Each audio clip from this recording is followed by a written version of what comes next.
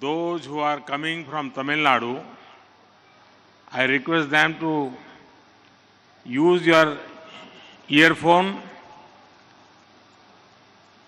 First time using AI technology.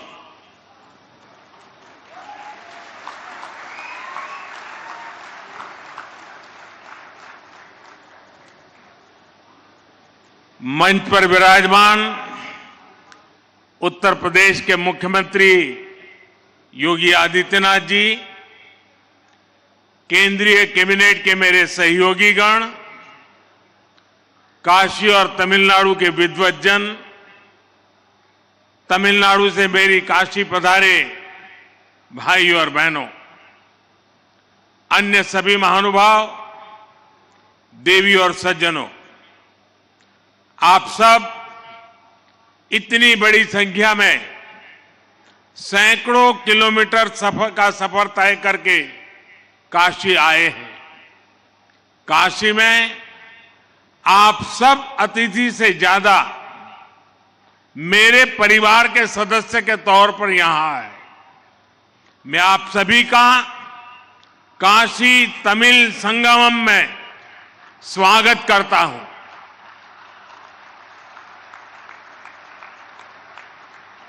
मेरे परिवारजनों, तमिलनाडु से काशी आने का मतलब है महादेव के एक घर से उनके दूसरे घर आना। तमिलनाडु से काशी आने का मतलब है मदुरई मीनाक्षी के यहां से काशी विशालाक्षी के यहां आना। इसलिए तमिलनाडु और काशी वासियों के बीच हृदय में जो प्रेम है, जो संबंध है, वो अलग भी है और अद्वितीय भी है।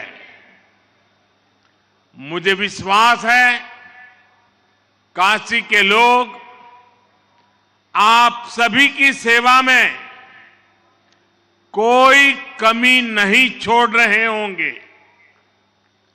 आप जब यहां से जाएंगे तो बाबा विश्वनाथ के आशीर्वाद के साथ साथ काशी का स्वाद, काशी की संस्कृति और काशी की स्मृतियां भी ले जाएंगे। आज यहां आर्टिफिशियल इंटेलिजेंस के माध्यम से टेक्नोलॉजी का नया प्रयोग भी हुआ है। ये एक नई शुरुआत हुई है और उम्मीद है इससे आप तक मेरी बात पहुंचना और आसान हुआ है। Is it okay? Annamalai? The friends from Tamil Nadu, is it okay? You enjoy? So this was my first experience. In future I will use it.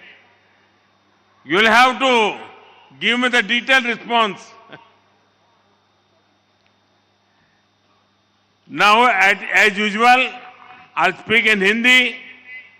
He will help me to interpret in Tamil.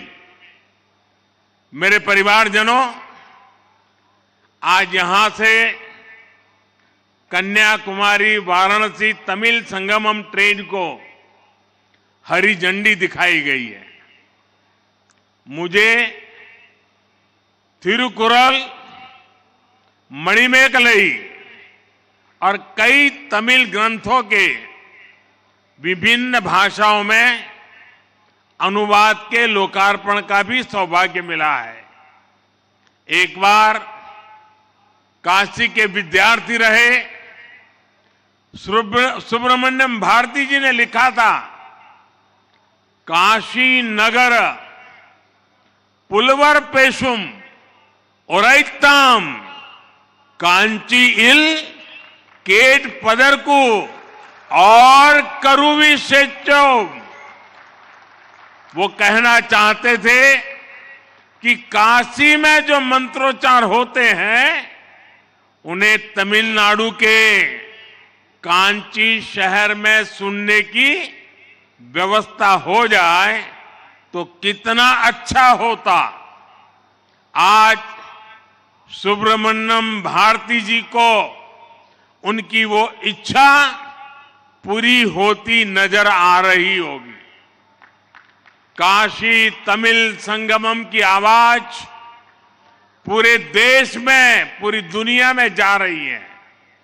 मैं इस आयोजन के लिए सभी संबंधित मंत्रालयों को, UP सरकार को और तमिलनाडु के सभी नागरिकों को बधाई देता हूं।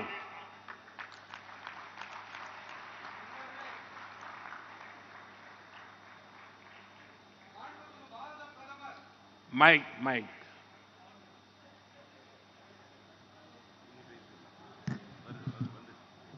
மாண்புமிகு பாரத பிரதமர் தன்னுடைய உரையை இடையிலே நிறுத்தி உங்ககிட்ட எல்லாம் ஒரு கேள்வி கேட்டார் தெரியும் இல்லையா? உங்களுக்கு காதுல விழுந்ததா அந்த உரையுடைய தமிழாக்கம்னு? உங்களுடைய எதிர்வினை ரெஸ்பான்ஸ் கொடுங்க. விழுந்தது சொல்லுங்க. காதுல விழுந்தது. நன்றி. இனி அவர் பேசிய உரையின் தமிழாக்கத்தை அளிக்கின்றோம். என் குடும்ப உறவுகளே, இன்று இங்கே கன்னியாகுமரி வாராணசி தமிழ் சங்கமம் ரயிலுக்கு பச்சை கொடி காட்டப்பட்டு தொடங்கப்பட்டு இருக்கிறது. மேலும் திருக்குறள், மணிமேகலை மற்றும் பல தமிழ் நூல்கள் பல்வேறு மொழிகளில் மொழியாக்கம் செய்யப்பட்டு இவற்றை அர்ப்பணிக்கும் பெரும் பேரும் கிடைத்திருக்கின்றது. காசியிலே மாணவராக கல்வி பயின்ற மகாகவி சுப்பிரமணிய பாரதி என்ன எழுதியிருக்கிறார் தெரியுமா? காசி நகர் புலவர் பேசும் உரைதாம், காஞ்சியில் கேட்பதற்கு ஓர் கருவி செய்வோம்.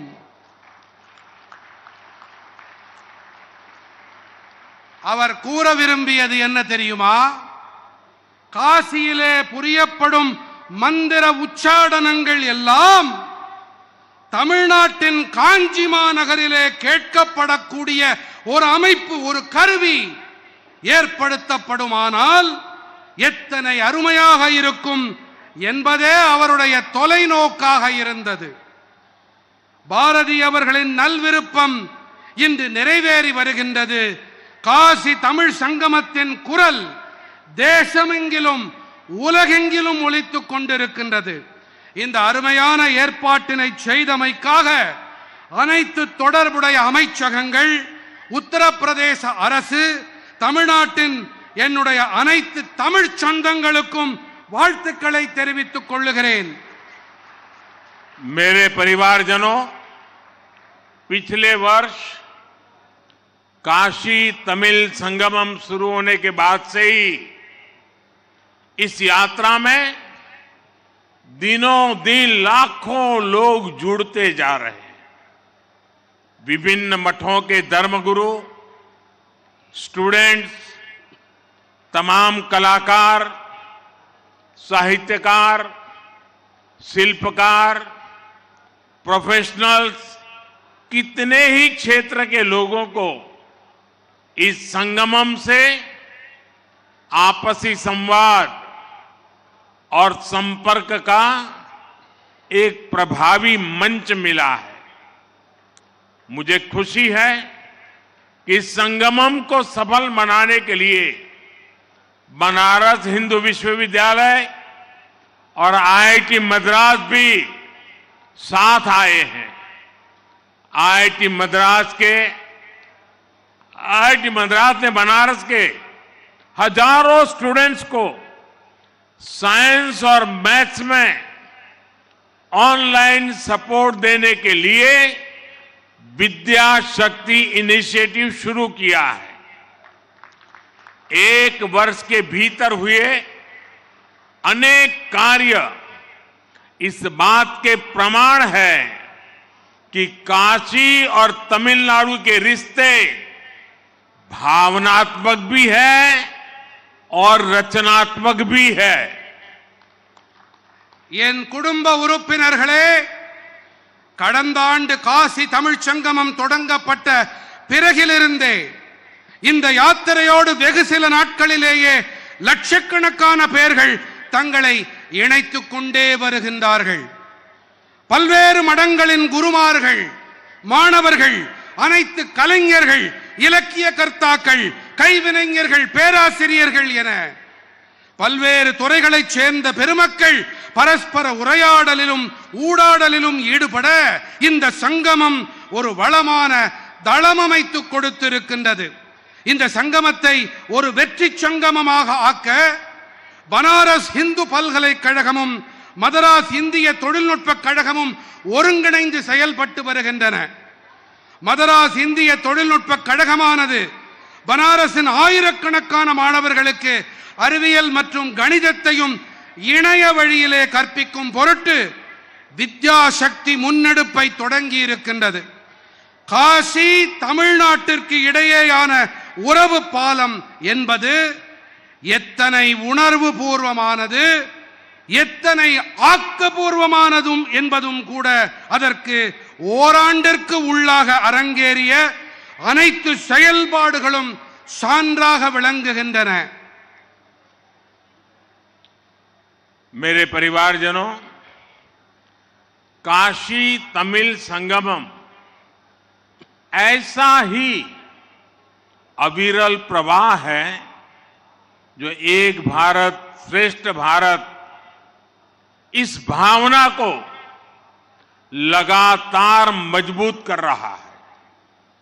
इसी सोच के साथ कुछ समय पहले काशी में ही गंगा पुष्करालु उत्सव यानी काशी तेलुगु संगमम भी हुआ था। गुजरात में हमने सौराष्ट्र तमिल संगमम का भी सफल आयोजन किया था। एक भारत श्रेष्ठ भारत के लिए हमारे राजभवनों ने भी बहुत अच्छी पहल की है। अब राजभवनों में दूसरे राज्यों के स्थापना दिवस समारोह धूमधाम से मनाए जाते हैं। दूसरे राज्यों के लोगों को बुलाकर विशेष आयोजन किए जाते हैं।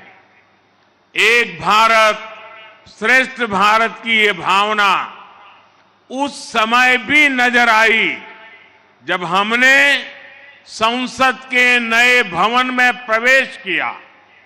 नए संसद भवन में पवित्र सेंगोल की स्थापना की गई है।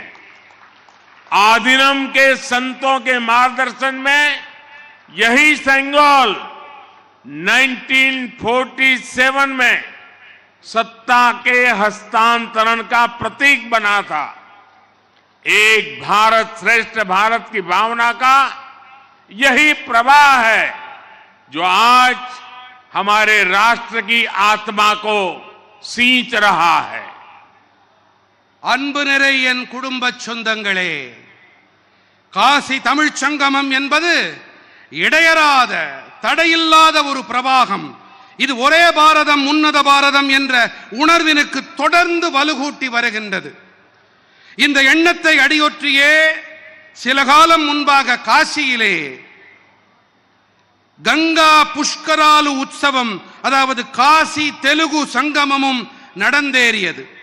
குஜராத்திலே நாம் சௌராஷ்டிர தமிழ் சங்கமத்தை வெற்றிகரமாக அரங்கேற்றினோம். ஒரே பாரதம் உன்னத பாரதம் என்பதை முன்னெடுத்து செல்லும் பொருட்டு நமது ஆளுநர் மாளிகைகளும் கூட பெரிய அளவிலே முன்னெடுப்பை செய்திருக்கின்றன. இப்போதெல்லாம் ஆளுநர் மாளிகைகளில் பிற மாநிலங்களின் நிறுவன நாள் கொண்டாடப்படுகிறது. பிற மாநில மக்களை அழைத்து சிறப்பான ஏற்பாடுகளும் நிகழ்ச்சிகளும் நடத்த பெறுகின்றன. ஒரே பாரதம் உன்னத பாரதத்தின் இந்த உணர்வு நாம் புதிய நாடாளுமன்ற கட்டிடத்தில் நுழையும் வேளையிலே கூட பளிச்சிட்டது. புதிய நாடாளுமன்ற கட்டிடத்திலே புனிதமான செங்கோல் ஸ்தாபிக்கப்பட்டது. புனிதமிகு ஆதீனங்களின் வழிகாட்டுதலின் பேரில் இந்த செங்கோல் தான் 1947ஆம் ஆண்டு ஆட்சி மாற்றத்தின் அடையாளமாக அமைந்தது. ஒரே பாரதம் உன்னத பாரதம் உணர்வின் இந்த பெருக்குதான் இன்று நமது தேசத்தின் ஆன்மாவிற்கு நீரூற்றி உரம் சேர்த்து வருகின்றது. मेरे परिवारजनों, हम भारतवासी एक होते हुए भी बोलियां, भाषाओं, वेशभूषा, खान पान, रहन सहन कितनी ही विविधता से भरे हुए हैं. भारत की ये विविधता उस आध्यात्मिक चेतना में रची बसी है जिसके लिए तमिल में कहा गया है, निरेलाम गंगे निलमेलाम काशी. ये वाक्य महान पांड्य राजा पराक्रम पांड्यन का है. इसका अर्थ है हर जल गंगा जल है, भारत का हर भूभाग काशी है. जब उत्तर में आक्रांताओं द्वारा हमारी आस्था के केंद्रों पर, काशी पर आक्रमण हो रहे थे, तब राजा पराक्रम पांड्यन ने तेनकाशी और शिवकाशी में ये कहकर मंदिरों का निर्माण कराया कि काशी को मिटाया नहीं जा सकता. आप दुनिया की कोई भी सभ्यता देख लीजिए, विविधता में आत्मीयता का ऐसा सहज और श्रेष्ठ स्वरूप आपको शायद ही कहीं मिलेगा. अभी हाल ही में G20 समिट के दौरान भी दुनिया भारत की इस विविधता को देखकर चकित थी. என் பிரியமான குடும்ப சொந்தங்களே, பாரத நாட்டவர்களான நாம் ஒன்றானவர்கள் என்ற அதே வேளையிலே பேச்சு வழக்குகள், மொழிகள், ஆடை அணிகள், உணவு பழக்கங்கள், இருப்பிட அமைப்புகள் என பன்முகத்தன்மையை பல கொண்டவர்கள். பாரதத்தின் இந்த பன்முகத்தன்மை வாசம் செய்து வளம் கொழிக்கும் ஆன்மீக பெருஞ்சுடரைத்தான் நீரெல்லாம் கங்கை நிலமெல்லாம் காசி என்ற அழகு தமிழ் மொழியிலே போற்றி பேசுவார்கள். இது பாண்டிய அரசன் பராக்கிரம பாண்டியனின் வாக்காகும். அதாவது பாரத நாட்டின் அனைத்து நீரும் புனிதமான கங்கையே, பாரத நாட்டின் நிலப்பரப்பு அனைத்தும் பவித்திரமான காசி பெரும்பதியே. வடக்கிலே கொடூரமான படையெடுப்பாளர்களால் நமது நம்பிக்கையின் மையங்கள் மீது, காசியின் மீது தாக்குதல் தொடுக்கப்பட்ட வேளையிலே அரசன் பராக்கிரம பாண்டியன் தென்காசி மற்றும் சிவகாசியிலே இந்த வாக்கியத்தை உரைத்து காசினியிலே காசியினை அழிக்க முடியாது என்ற உணர்வோடு ஆலயங்களை நிர்மாணம் செய்தான். உலகின் எந்த நாகரிகத்தை வேண்டுமென்றாலும் நீங்கள் பாருங்கள், பன்முகத்தன்மை மற்றும் ஆன்மீகம் இவற்றின் இத்தனை இயல்பான உன்னதமான வடிவத்தை உங்களால் வேறு எங்குமே காண முடியாது. இப்போதுதான் G20 உச்சி மாநாட்டின் போது கூட பாரதத்தின் இந்த பன்முகத்தன்மையை கண்டு உலகமே வியந்து போனது, மலைப்பில் ஆழ்ந்தது. मेरे परिवारजनों, दुनिया के दूसरे देशों में राष्ट्र एक राजनीतिक परिभाषा रही है, लेकिन भारत एक राष्ट्र के तौर पर आध्यात्मिक आस्थाओं से बड़ा है। भारत को एक बनाया है आदि शंकराचार्य और रामानुजाचार्य जैसे संतों ने, जिन्होंने अपनी यात्राओं से भारत की राष्ट्रीय चेतना को जागृत किया। तमिलनाडु से आदिनम संत भी सदियों से काशी जैसे शिव स्थानों की यात्रा करते रहे। काशी में कुमार गुरुपुरर ने मठ मंदिरों की स्थापना की थी। तिरुपनंदाल आदिनम का तो यहां से इतना लगाव है कि वो आज भी अपने नाम के आगे काशी लिखते हैं।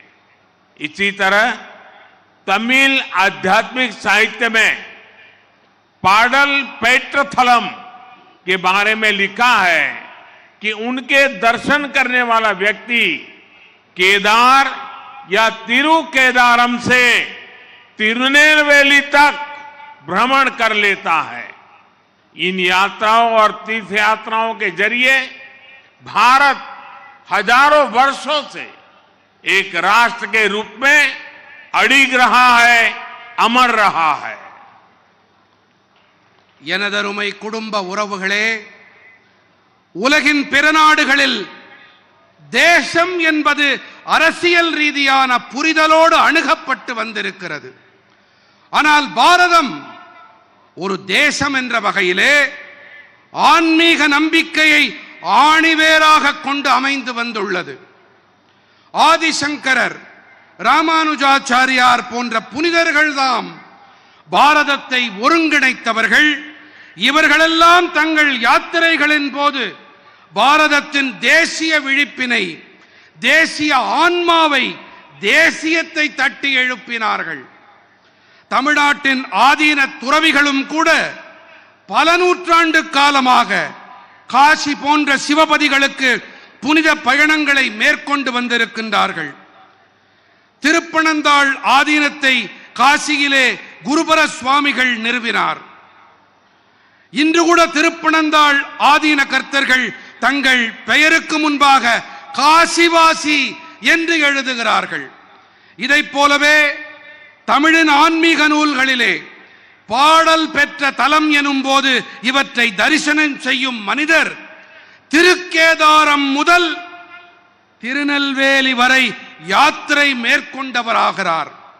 இந்த யாத்திரைகள், புனித பயணங்கள் வாயிலாக பல்லாயிரம் ஆண்டு காலமாக பாரதம் ஒரே தேசம் என்ற வகையில் நீடித்து அமரத்துவம் பெற்றதாக விளங்கி வந்திருக்கின்றது.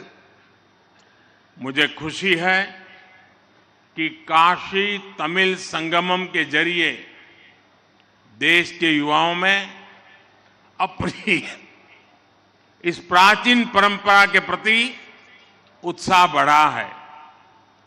तमिलनाडु से बड़ी संख्या में लोग, वहां के युवा काशी आ रहे हैं। यहां से प्रयाग, अयोध्या और दूसरे तीर्थों में भी जा रहे हैं।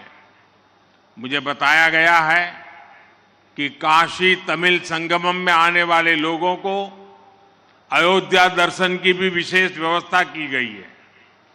महादेव के साथ ही रामेश्वरम की स्थापना करने वाले भगवान राम के दर्शन का सौभाग्य अद्भुत है। காசி தமிழ் சங்கமத்தின் வாயிலாக தங்களுடைய இந்த பண்டைய பாரம்பரியம் குறித்து தேசத்தின் இளைஞர்களிடத்திலே உற்சாகம் அதிகரித்திருக்கிறது என்பது மகிழ்ச்சியை அளிக்கிறது. தமிழ்நாட்டிலிருந்து அதிக எண்ணிக்கையில் மக்கள், அங்கிருக்கும் இளைஞர்கள் காசிக்கு வருகின்றார்கள். இங்கிருந்து பிரயாகை, அயோத்தி என பிற புனித இடங்களுக்கும் சென்று வருகின்றார்கள்.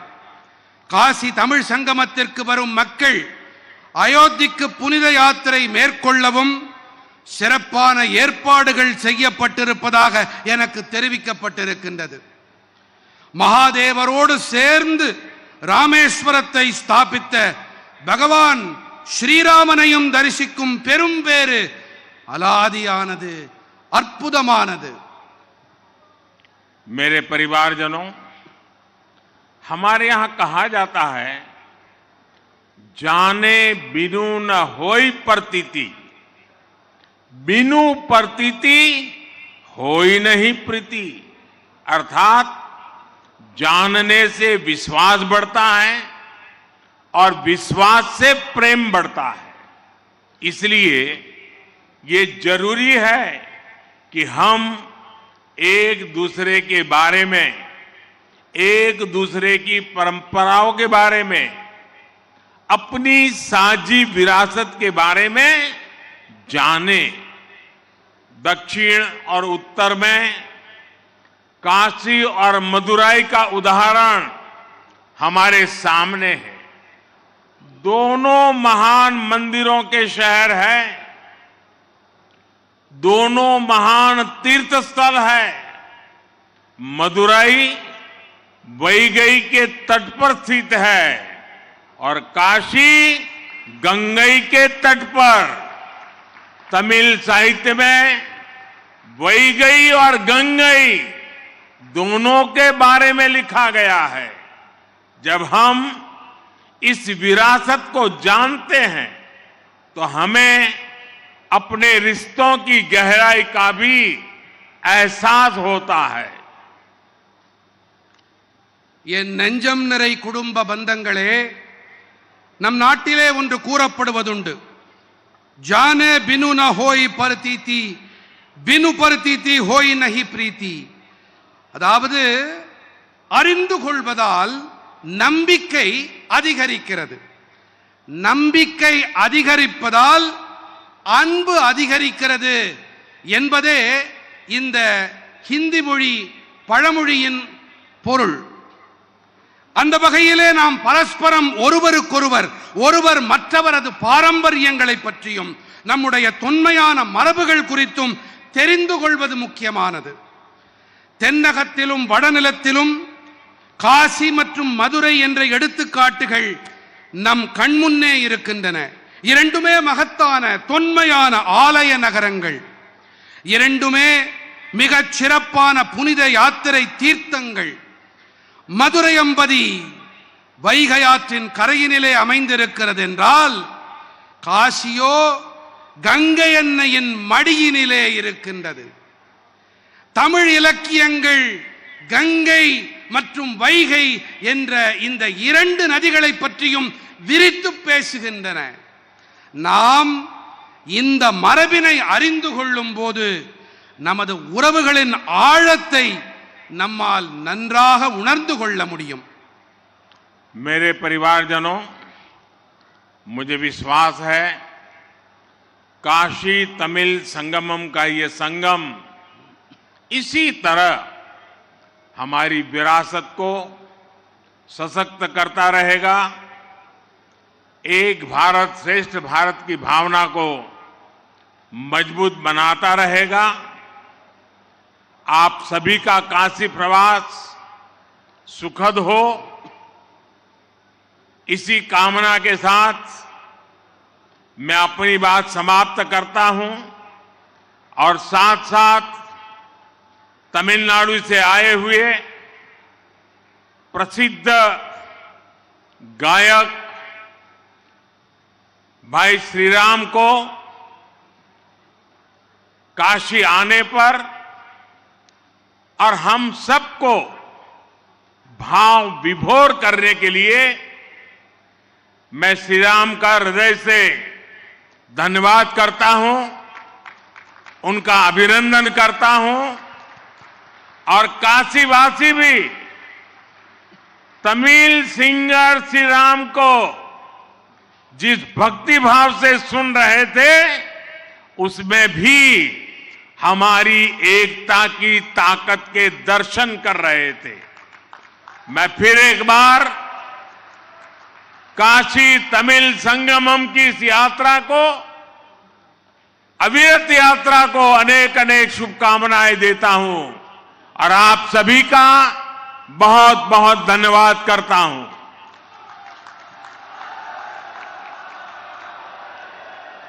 என் நெஞ்சம் நிறை குடும்ப சொந்தங்களே, எனக்கு நம்பிக்கை இருக்கிறது.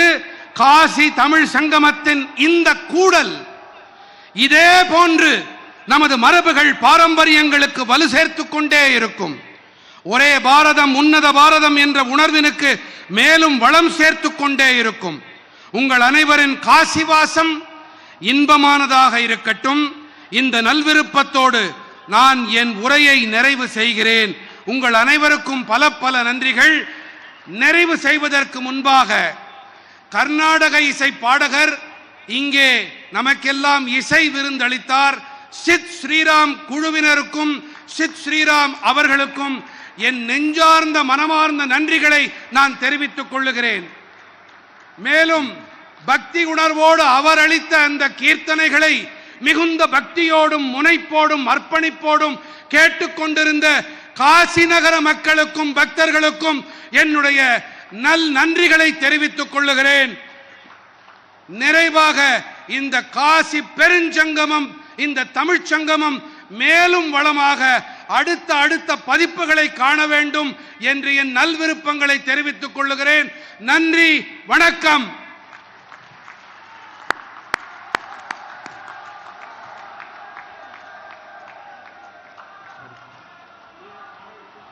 बहुत बहुत धन्यवाद माननीय प्रधानमंत्री जी, आपके प्रेरणादायी उद्बोधन के लिए। मैं चाहूंगी तालियों के प्रणाम से आप माननीय प्रधानमंत्री जी को विदा दें। एक बार फिर बोलें, नमः पार्वती पतये हर हर महादेव। बहुत बहुत धन्यवाद माननीय प्रधानमंत्री जी, आपका मार्गदर्शन सदैव आगे